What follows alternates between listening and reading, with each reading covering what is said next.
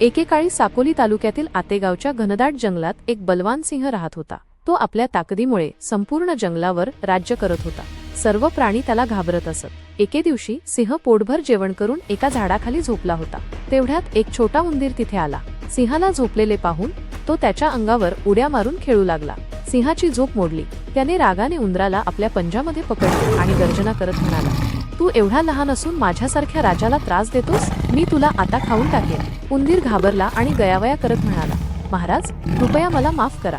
मी नकळत तुम्हाला त्रास दिला। जर तुम्ही मला सोडले तर मी एक दिवस नक्कीच तुमची मदत करेन। हे ऐकून सिंह मोठ्याने हसला आणि म्हणाला, तू एवढा छोटा उंदीर माझी मदत करणार? हा हा हा, किती विनोदी गोष्ट आहे। पण सिंहाला दया आली आणि त्याने उंदराला सोडून दिले। काही दिवसांनी सिंह जंगलात शिकारीच्या शोधात फिरत होता। तेवढ्यात तो एका शिकाऱ्याने लावलेल्या जाळ्यात अडकला। त्याने जाळ्यातून बाहेर पडण्याचा खूप प्रयत्न केला, पण तो अयशस्वी झाला। तो मोठ्याने गर्जना करू लागला। सिंहाचा आवाज ऐकून तोच छोटा उंदीर तिथे पोहोचला। त्याने पाहिले की सिंह जाळ्यात अडकला आहे। उंदराने आपल्या तीक्ष्ण दातांनी जाळे कुरतडायला सुरुवात केली। हळूहळू त्याने संपूर्ण जाळे कापले आणि सिंहाला मुक्त केले।